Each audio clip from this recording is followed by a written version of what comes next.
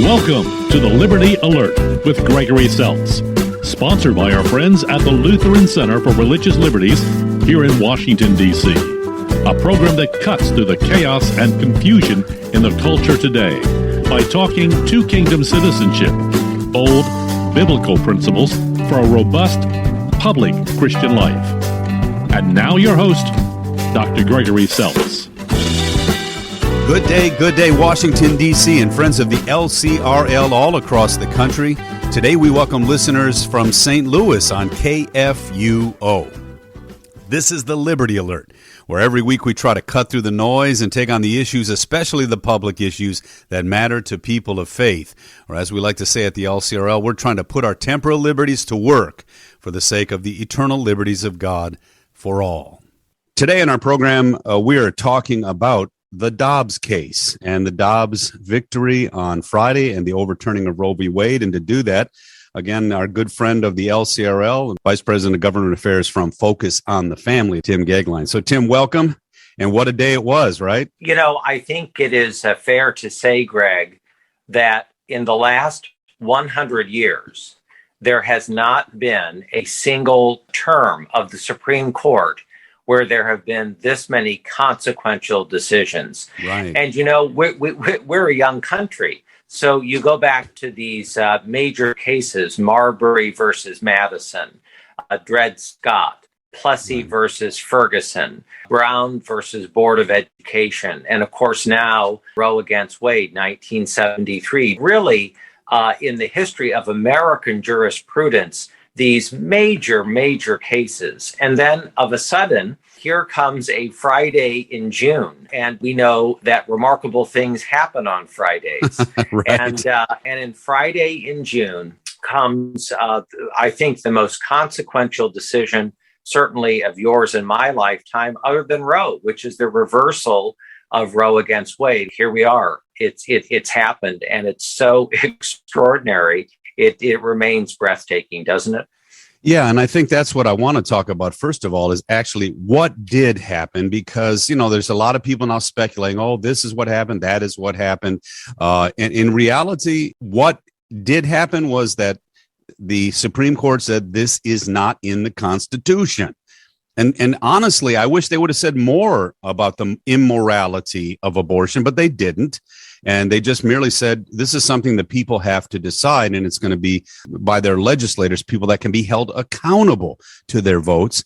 And that's all that happened, right? You know, I'm so glad you said that, because when you and I had a conversation as almost a passing matter, we mentioned two books. We mentioned a book by Thomas Sowell, and we mentioned a book by Myron Magnet, the author of a little-known book called Clarence Thomas and the Lost Constitution. Right. And one of the things and one of the things that Myron Magnet says in his book about Clarence Thomas is that this is not only a historic figure for a number of reasons, but that this man, Clarence Thomas, believes very strongly in one thing above all. He believes that if the Constitution says it, then it's constitutional law. But if the Constitution does not say it, it is not constitutional law. Now, this would seem to be fully agreeable on both sides of the chasm, Greg, in which we find ourselves. Correct. But unfortunately, it's not. This is a whole body of jurists who believe in what is called the living Constitution, which is that the role of a Supreme Court justice is not to interpret the law as what the Constitution says or doesn't say, but it is to be essentially a role of a legislator in a black robe. And even though Clarence Thomas did not write the majority opinion, it was written by Samuel Alito, another extraordinary jurist, because when you read this elegant and very powerful decision in Dobbs, you realize what a remarkable influence Clarence Thomas and before him Antonin Scalia have had on the final Dobbs decision. I mean, the center of it is originalism, textualism, and what the Constitution actually says or doesn't say. And people need to understand the Constitution is a document that limits the power of the government. And that's exactly what it's supposed to. It's not supposed to be interpreted to expand the power of the government. And honestly, Roe v. Wade, let me just say it this way. Roe v. Wade was the first time, besides maybe like Dred Scott, where the government gave power of some people to determine whether a life of another person was worth living or not, worthy of life or not. So, the slave owners now at Dred Scott, okay, you can treat the slave like he's not a human being. And women or men or doctors or whatever, you can treat the child in the womb as if they're not a human being and do with them as you please. And that's actually the opposite of what government is. Yeah, that's the opposite of what government's supposed to do. They're supposed to protect the weak against the strong, and they're supposed to actually maintain human dignity of all. And all that was happening here was people said the Constitution doesn't let you do that to people, and that's where we're at now. I'd like to pick up that, if I may, Go ahead. Greg, because I think what the point that you just made is so important. I went back at the weekend and I read the two dissenting opinions in Roe against Wade. Okay. This was 1973. And of the 9 Supreme Court justices, it was a 7-2 decision. Only 2 dissented. One was Chief Justice William Rehnquist, a Lutheran, who had been appointed to the Supreme Court, nominated rather by Richard Nixon, and then later elevated to Chief Justice of the United States by Ronald Reagan. So William Rehnquist was one of the 2 dissenters, and the other dissenter had come on the court during the presidency of John F. Kennedy, the late Justice Byron White. And what is so remarkable about reading these dissents, Greg, is that both Byron White and William Rehnquist in 1973 could have been guests on this program and saying exactly what you just said, right, which is that in a constitutional republic, the power, it's not that many other countries don't have constitutions. They do. But what Rehnquist and White say, and they say it so elegantly, is that the only way that a sovereign nation over time that is truly free is that you have to limit the ability of the third branch of government, the Supreme Court and the judiciary, to only apply the words of what the Constitution say, because they said in 1973, if the Supreme Court really is just another legislative branch, or if it's just another executive branch, then the Constitution itself, ipso facto, is an ineffective, hollow document. Exactly. And so they were emphasizing, in other words, not just the horror of abortion, but they were emphasizing the horror of power run amok.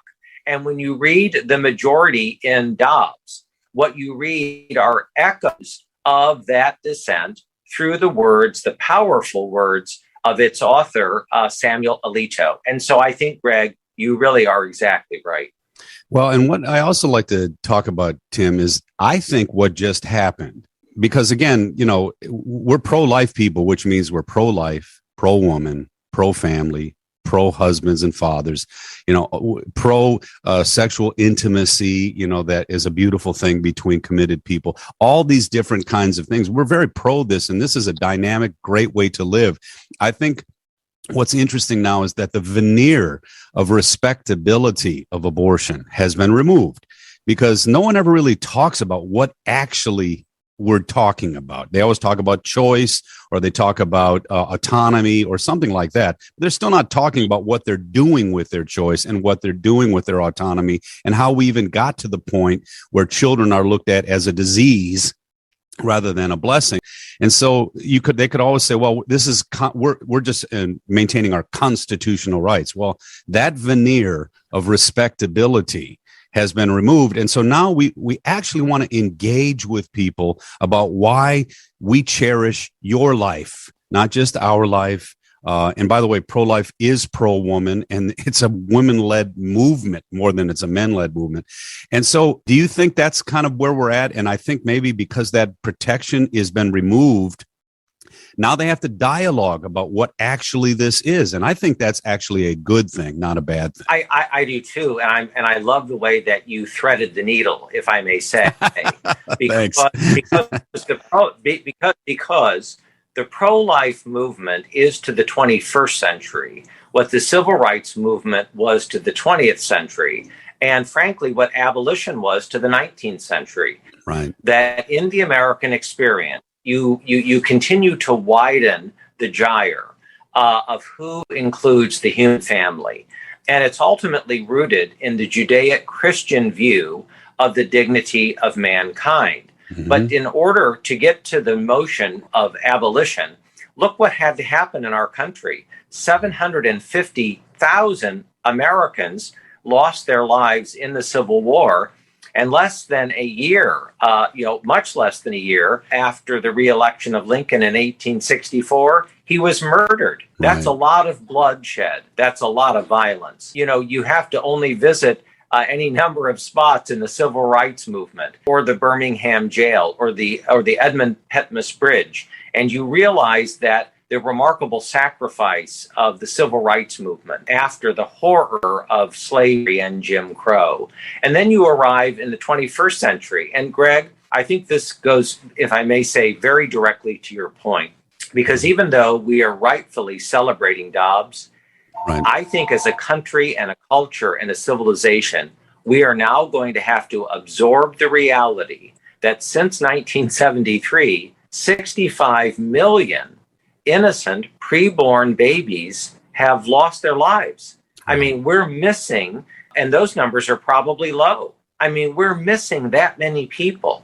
I just think it's almost breathtaking when you really internalize the sheer damage of, to your point, about the violence against family, marriage, parenting, human life. I mean, it's really something. I think that's where I think we have to go with this, because obviously going forward, we want to do pro-life things, incentivizing family, and protecting our women, as also in incentivizing our men to actually rise to the occasion, to be the fathers they were called to be. All those things are possible. But I think we got to get to the root of this. I think you're right. We've got to get to libertinism. The 1960s, love the one you're with, do whatever whatever you want to do, and everyone else has to pay for it but you. It's come to fruition, whether it's STDs, broken families, and 65 million abortions. Folks, this has been hoisted on our culture, and we want to bring back a pro-life culture so that all people can be cherished in their lives. And so I think you're right. We're right now dealing with the whole notion of a life not worth living. Well, the Supreme Court said you don't have a right to determine that. Great. Now what? So I think that's the next question. Say, how do we re-instill into this culture the notion? And let me just give you this example. I was at the protest on Friday, okay? And I was talking with people, and there was this one guy from the Democrats for Life. He was bad. I tell you, that guy was great, because he was in there and he was just saying, I'm a Democrat and I'm pro-life. And then there was Atheists for Life. And I was listening to all the conversations. And finally, I was talking to this one guy, and he said, well, what are you going to do? What's your solution? And I said, well, let me just step back from that, because, there's some solutions, if you will. But I'm not here protesting and thankful that this was done for me. I'm here because I'm standing up for you. And he was like, what? And this guy, what? I said, no, we're here because your life is precious. And we don't want any government agency to be able to look at you and say, you're not a life worth living. And same thing with the potential children of your relationship. That's why we're here. And that really threw them for a loop, because they're like, you mean you actually are here because our life is precious too? And I think, that's the next step, right? We've got to talk about why this is important, even for those who disagree with us. It is. And the reason that the serpentine nature of much of the opposition will rise up in all of its kind of slithery poison, Greg, is because the natural outgrowth of the sexual and moral revolution of the 1960s and 70s culminated in Roe against Wade, the Woodstock culture, the rebellion, against the faith, the rebellion against the natural nuclear family, the kind of topsy-turvy nature of the assault on our nation and on Western culture. So much of it ultimately resides in whether other people are means to an end, or whether they have an organic metaphysical dignity and greatness about them. And unfortunately, Roe against Wade always played to the lowest common denominator. And what did it result in? It resulted in abortion pills and clinics and attacks on people of racial minorities. One of its greatest celebrants, of course, was a eugenicist who was equal to the Nazis, right. Margaret Sanger, who founded the ultimate euphemistically named Planned Parenthood. Planned Parenthood to kill children. Yes. It's really a name out of George Orwell, isn't it? So you are right. And now the question is, what is the way forward? And I think that Christianity will play a major role for good. I'd like to, it just came to my mind. So I'd like to reiterate what you said in something that happened to me on the Hill. Oh, I think it's about 2 or 3 years ago now, but I was on a panel for immigration. Okay. So, and I'm on this panel, and then there's everybody was in the room, Democrats, Libertarians, Republicans, everybody. And this kid gets up. I think he was assistant to one of the senators. And he said, how are we going to bring this country together? Because this is such a divisive issue. Okay. Real quickly, one guy jumps up, the rabbi on the panel next to me jumps up and says this. He said, if we could start treating each other as created in the image of God, we could begin to heal. Now, I always ask my people whenever I'm speaking, how did the room react to that man's statement? How did the room react to the rabbi? And almost to a person, they're thinking, they were probably upset. They were probably mad, maybe grumbling a little bit. No, standing ovation. Now, wait a minute. Created in the image of God means that we're all, God's children and we can treat each other that way. How come? And then, so everyone's, clapping. Well, I raised my hand and said, well, but the rabbi, here's the problem. The rabbi cannot say that outside of this room. He can't say that in public. He can't say that at a public university. If he says that, he will be dressed down in our culture. That is the problem. And I think we're seeing that with Roe v. Wade. We're being told that if we can't kill our children whenever we want to, then somehow you're the mean person. And we're saying, no. We're the person who really values your life, values that child's life. And we're going to try to work this through so we can be a more civil, humane culture. All right, where do we go from here then? Well, I love Lincoln's quip. He said, the definition of hypocrisy is to murder your parents and then say you're an orphan, And I think the reality here, Greg, is the following. It's no longer going to be acceptable on the part of the pro-abortion minority in our country to speak in euphemisms anymore. That's right. It can no longer be in their terms about choice, about reproductive freedom, about another healthcare choice, whatever. If you are a Fortune 500 company, if you are the federal government, if you are a non-for-profit, if you're a small business, if you are whatever you are, what the Supreme Court decided in Dobbs was of a sudden, as we go forward and states begin to decide, that people within states are going to have to decide. And mature, healthy constitutional republics, we negate hypocrisy in the way that Lincoln said, nobody gets to be an orphan. And as our citizenship, we have to stand up and be counted. And I think, Greg, that there is no more practical, important time than the application of the role of the church where it finds itself. If you're in the heart of Manhattan, if you're in the heart of Los Angeles, if you are a rural parish in the smallest village or town of Wisconsin or Maine, all of a sudden you have to say what it is you believe about human life, because the stakes now in a real democracy, in the places where we live, states are going to sort this out, and they begin to sort it out in the way that I think was strongly emphasized in the majority opinion in Dobbs, at the most local and organic level. And I think and that well said, and one of the things that, again, hasn't been talked about much because of the euphemisms is how abortion is very destructive to the lives of women. Physiologically, psychologically, it is a brutal practice, not just for the child. Obviously, it ends the child's life, but it's also very, very bad for the woman who actually goes through it. And there's all kinds of pressures on the woman to do that. And so no more what I call woman-hating chauvinism. And here's what I say. I actually believe abortion is a chauvinistic thing on women, where men say, here's my $200. That's all that it's your choice, not mine. I don't need to raise that kid. Here, I'm out. Well, that's the most chauvinistic thing a man can do, and we're against that. But it's also no more man-hating feminism that creates that kind of chauvinism.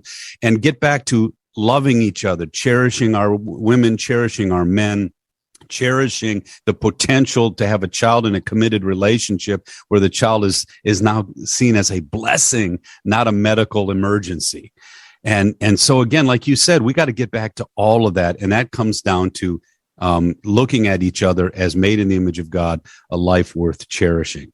Now, I also want to throw out there that I was approached, and I'm sure you were too, the Family Security Act, and we're not going to talk about it because I'm not here to advocate it at this point or not. I did sign on to it, but it was something that was put forward because if Roe were to end, they wanted to now put something forward that was pro-family, that was pro-woman, that was incentivizing the right things for government to do in our lives rather than incentivizing them to take the easy way out and just terminate the pregnancy. So even I guess what I'm saying is, even on the Hill, they're not just sitting on their hands on this. And so not only should we take our citizenship seriously and deal with it in our state levels, but we also have people who realize that marriage, family, and cherishing one another are the way to go. Absolutely. And I love the idea, I really do, of holistically saying in a post-Roe world, what are our rights? That's important, of course, but what are our duties? What are our responsibilities?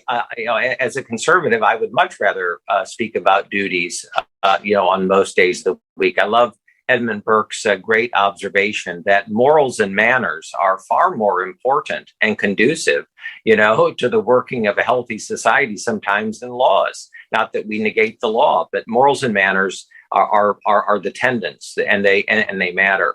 And so it's going to be very important for the pro-life movement to not just say, but to demonstrate how we help to nourish and to provide assistance to mothers, to fathers, to the baby who has been born, and to have a holistic approach in the pro-life ethos. And I think the pro-life movement is quite prepared to do that. I do. I agree. Yeah. Mm-hmm, yes. Well, so I'm very sanguine in that regard. Well, and what's amazing to me is kids that go to college today, they're taught what's called deconstructionism. They know how to tear everything down. And I think that's what the 60s did. It was going to tear down our culture, and it was going to make it a libertine paradise. Well, we've seen the destructive aspects of that deconstruction. What I've learned over and over again in all my readings, they don't know how to build anything up, because it's always about just tearing down. And so you're right. The duties, the manners, the way we live our life, that opportunity, that challenge, that time is now. And I think that's great for the culture. And may I say, Greg, very quickly, although he did not live to employ his promise, let's remember that the great Abraham Lincoln said what would come after the Civil War would be what? Reconstruction. And unfortunately, very unfortunately, tragically, the man who was his vice president was remarkably incompetent and not committed to Reconstruction. But we're the new abolitionists. That's right. And we have just had an extraordinary blessing because of God's divine sovereignty and intervention in the life of our public square. And so I believe that as the new abolitionists, we now have to look for a new Reconstruction. We have to ask ourselves, what is the way forward for our country, our culture, and our civilization? How can we renew it? How can we restore it? This side of eternity, redeem it. I think that this kind of era of the acts of renewal are going to be very important. And now life and love, we can see it coming from below. Not from above, from God, but not from government, any kind of government agency above us. We get a chance to actually be those kind of people for one another. And what a great day June 24th was. Thanks for tuning in today. To get to know our LCRL DC work better, check out our website at lcrlfreedom.org. Contained there are resources to empower your public square dynamic discipleship. Or check out our weekly Word from the Center opinion piece every Friday at facebook.com/LCRL Freedom. Till next time, God bless you always. I'm Gregory Seltz. Have a great week.